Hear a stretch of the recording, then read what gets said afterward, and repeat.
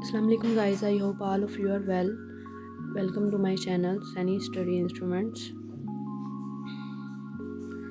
Guys, today our topic is biography of T.S. Eliot. Childhood of T.S. Eliot, adult life of T.S. Eliot and literary works. T.S. Eliot का full name Thomas Stearns Eliot था। ये एक poet थे, dramatist थे, literary critic थे and modernist थे। And he was born in Missouri in 1980. His father Henry Ward Eliot जो कि प्रेसिडेंट थे हाइड्रोलिक ब्रिक कंपनी में, और उनकी माँ चार्लोट कैम्प स्टर्न्स जो कि वॉलंटियर थी ह्यूमैनिटी क्लब एस्टी लुइस में। And he lived in St Louis.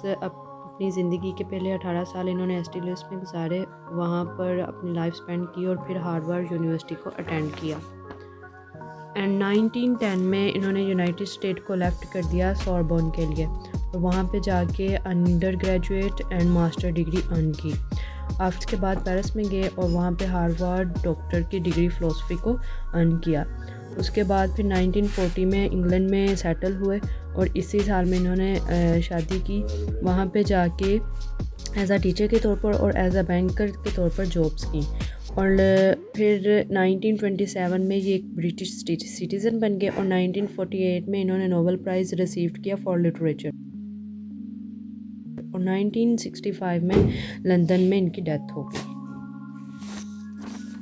Literary works of Eliot's, Prufrock and other observations, Ara Vos Prec, republished and in the US as a poems, The Secret Wood, The Wasteland, Homage to John Dryden, Agonists, For Lancelot Andrews, Ash Wednesday, Selected Essays, The Use of Poetry and the Use of Criticism.